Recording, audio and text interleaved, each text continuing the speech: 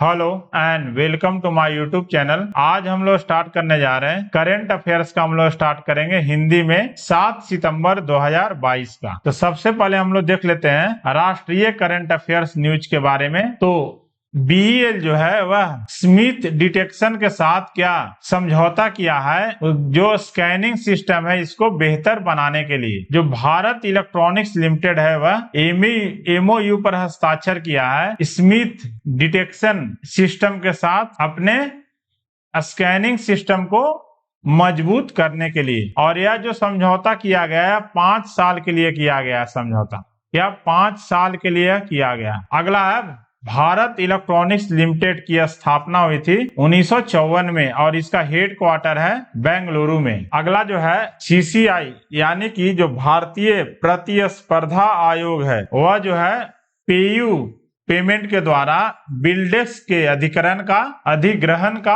अनुमति दे दिया है। तो जो भारतीय प्रतिस्पर्धा आयोग है यानी जो कंपटीशन कमीशन ऑफ इंडिया है वह पेमेंट गेटवे कंपनी है बिल्डेक्स, उसकी अधिग्रहण की मंजूरी जो है पेयू के द्वारा किया, उसका मंजूरी दे दिया गया है। अगला जो है शिकायत निवारण करने के जो मामले में यूआईडीआई है जो कि आधार कार्ड इशू करता है, वह शिकायत निवारण करने के मामले में जो है अगस्त 2022 में सबसे आगे यह रहा है। जो कि जो लोक शिकायत को जो निवारण करता है उस मामले में जो है यह शीर्ष पर रहा है। यूआईडीआई की स्थापना हुई थी 28 जनवरी 2009 को। यह जो है आधार कार्ड इशू करता है और यूआईडीआई का मुख्यालय है नई दिल्ली में। अगला है जो राष्ट्रीय अपराध ब्यूरो के द्वारा जो आंकड़े अभी प्रस्तुत किए गए हैं, जिसमें कि जो नवीनतम अपराध आंकड़ों में एक साल की तुलना में 23.7% से अधिक की वृद्धि दर्ज की गई। अगला जो है भारत के बाहरी ऋण जो है 21-22 पर जो स्थिति रिपोर्ट है उसका 28वां संस्करण जारी कर दिया गया है। तो भारत का जो विदेशी ऋण है वह 8% अधिक था, जो है पिछले साल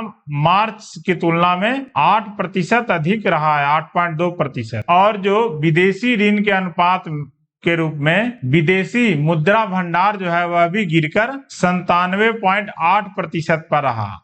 अगला जो है केंद्र सरकार जो है वह अब राजपथ का जो नाम था उसका बदलकर उसको कर दिया है कर्तव्य पथ।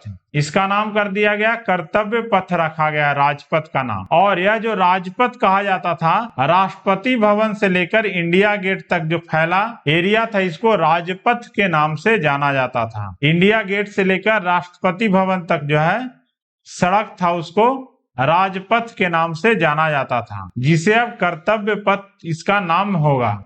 अगला है जो ब्लू एनर्जी है वह एलएनजी चालित ट्रक को बनाएगा। एलएनजी का फुल फॉर्म हो गया, एलएनजी का फुल फॉर्म है लिक्विफाइड नेचुरल गैस से चलने वाली ट्रक को यह बनाएगा। इसके द्वारा क्या मैन्युफैक्चरिंग प्लांट को लगाया गया है, जिसका उद्घाटन जो है केंद्रीय सड़क परिवहन मंत्री है नितिन गडकरी इसको किए हैं। और सीईओ जो है ब्लू एनर्जी मोटर्स का वह है अनिरुद्ध भुवलक्का और Iveco group power train business unit के अध्यक्ष हैं सिल्वेन ब्लेज। और भारत के जो है सड़क परिवहन राज्य मंत्री है नितिन गडकरी। अगला है उत्तराखंड जो सरकार है वह एक नए ई गवर्नेंस पोर्टल को लॉन्च किया गया है, जिसका नाम रखा गया समर्थ। इसके माध्यम से क्या है राज्य में उच्च शिक्षा में क्रांतिकारी बदलाव आएगा। और इसमें क्या छात्र छात्राओं के क्वालिटी एजुकेशन उपलब्ध कराने के लिए उच्च शिक्षा में टीचर शेयरिंग फॉर्मेट को लागू किया जाएगा। उत्तराखंड के मुख्यमंत्री हैं पुष्कर सिंह धामी। और उत्तराखंड की राजधानी 2 है, एक है शीतकालीन राजधानी जो कि देहरादून है,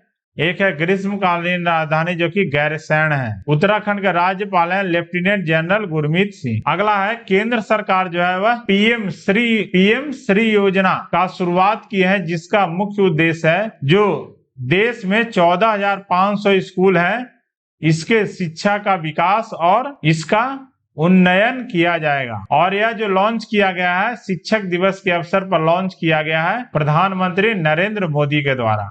अगला है त्रिपुरा में जो है भारत का पहला जैव गांव स्थापित किया गया है और इस जैव गांव का नाम रखा गया है, नाम है इस जैव गांव का दासपारा नाम रहा इसका जो जैव गांव है उसका नाम है दासपारा, जहां की अब रासायनिक जो उर्वरक है इसका कम से कम उपयोग होता है और यहाँ जैविक खेती होता है सिर्फ। और यहाँ के जो लोगों का मुख्य जो पेशा है वह कृषि और मत्स्य पालन पर यहाँ के लोग निर्भर करते हैं। अगला हम लोग देखते हैं अंतर्राष्ट्रीय समाचार के बारे में। तो यूनाइटेड किंगडम में के जो अभी प्रधानमंत्री जो नियुक्त हुए हैं उनका नाम है लीज ट्रस। यह जो है यूनाइटेड किंगडम की तीसरी महिला प्रधानमंत्री बन गई है और यह जो है कंजर्वेटिव पार्टी की नेता है। अगला हम लोग देखते हैं विज्ञान और तकनीक से रिलेटेड खबर। तो जो इसरो है, भारत का जो अंतरिक्ष एजेंसी है इसरो, वह आईएडी एक तकनीक है, इसको सफलतापूर्वक उपयोग किया है, जिसके मदद से क्या है जो पेलोड है यानी जो भी उपग्रह हो गया या जो अंतरिक्ष में ले जाने वाला सामान हो गया उसको मंगल या शुक्र ग्रह पर उतारने के लिए यह तकनीक का सफलतापूर्वक उपयोग किया है। और इस तकनीक का फुल फॉर्म है इन्फ्लेटेबल एरोडायनेमिक डिसेलरेटर। यह क्या है, भविष्य में जो है अगर दूसरे ग्रह पर ले जाना, कुछ पेलोड को ले जाना हो तो इसके लिए सफलतापूर्वक परीक्षण किया गया है। और इसरो को जो अभी अध्यक्ष हुआ है ए सोमनाथ और इसके संस्थापक है विक्रम साराभाई। इसरो का स्थापना हुआ था 15 अगस्त 1969 को। अगला जो है हिंदुस्तान एरोनॉटिक्स लिमिटेड है और एल&टी जो कंपनी है, दोनों ने मिलकर 5 PSLV रॉकेट को बनाने का अनुबंध लिया है। यह जो है अनुबंध जो लिया गया है वह इसरो के द्वारा दिया गया है अनुबंध हिंदुस्तान एरोनॉटिक्स लिमिटेड और एल&टी के द्वारा। अगला है पुरस्कार रिलेटेड न्यूज। तो जो मनोज पांडे हैं जो कि अभी वर्तमान में भारतीय सेना के प्रमुख हैं, इनको जो है नेपाल सेना का जनरल का मानक पद प्रदान किया गया है। और यह जो मानक पद प्रदान किया गया है वह नेपाल के जो राष्ट्रपति हैं इनके द्वारा यह दिया गया है सम्मान। और नेपाल के राष्ट्रपति उनका नाम है विद्या देवी भंडारी। अगला है राष्ट्रपति जो द्रौपदी मुर्मू है, वो उन्होंने लगभग 46 असाधारण शिक्षकों को राष्ट्रीय शिक्षक दिवस के अवसर पर राष्ट्रीय शिक्षक पुरस्कार से सम्मानित करेंगे, जो कि देश के विभिन्न राज्यों से बिलोंग करते हैं। अगला हम लोग देखते हैं नियुक्तियां के बारे में। तो जो एस कृष्णन जो है उनको तमिलनाडु मर्केंटाइल बैंक का MD और CEO नियुक्त किया गया है। तमिलनाडु मर्केंटाइल बैंक की स्थापना हुई थी 11 मई 1921 को और इसका मुख्यालय जो है तमिलनाडु में स्थित है। अगला है जो जस्टिस DY चंद्रचूड़ जो है उनको नालसा के नए अध्यक्ष नियुक्त किए गए हैं। और यह इसके पिछले बार जो थे नालसा के जो अध्यक्ष थे वह अभी वर्तमान में जो मुख्य न्यायाधीश हैं UU ललित के पास यह था। नालसा का जो फुल फॉर्म है नेशनल लीगल सर्विसेज अथॉरिटी। इसके जो अध्यक्ष चुने गए उनका नाम है DY चंद्रचूड़। नालसा की स्थापना हुई थी 1995 में। इसका मुख्यालय है नई दिल्ली में और इसका आदर्श वाक्य है सभी के लिए न्याय तक पहुंच। अगला है खेलकूद से रिलेटेड न्यूज। तो जो भारतीय ग्रैंड मास्टर है अरविंद चिदम्बरम, वह जो है दुबई ओपन शतरंज टूर्नामेंट को वह जीत लिए हैं। अगला है फॉर्मूला 1 ड्राइवर जो है वर्स्टापेन जो है वह डच ग्रांड प्रिक्स को जीत लिया है वह, और यह जो है वर्स्टापेन की यह 10वीं जीत थी है। अगला 36वें राष्ट्रीय खेलों का जो आयोजन होगा वह गुजरात में होगा। 36वें राष्ट्रीय खेलों का आयोजन, जिसमें कि क्या शुभंकर होगा और राष्ट्रगान क्या होगा, इसका जो शुभारंभ है वह गृह मंत्री अमित शाह ने किए हैं। और इसका शुभंकर का नाम है सावज। सावज का जो अर्थ है गुजराती में शावक होता है। और राष्ट्रीय खेलों का राष्ट्रगान होगा वह एक भारत श्रेष्ठ भारत की थीम पर आधारित होगा और यह जो है गुजरात के 6 शहरों में यह आयोजित किया जाएगा खेल। अगला है IIT मद्रास जो है वह इनोवेटिव बॉक्सिंग एनालिस्टिक के लिए एक सॉफ्टवेयर बनाने के लिए हाथ मिलाया है, जिसको कि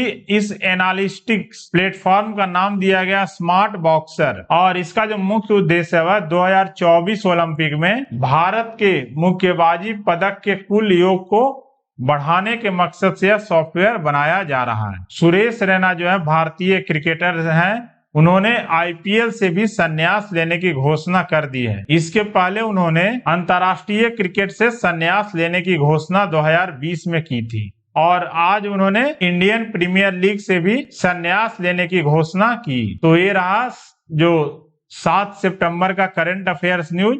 so thanks for watching my video. ज्यादा से ज्यादा इस वीडियो को शेयर करें, लाइक करें और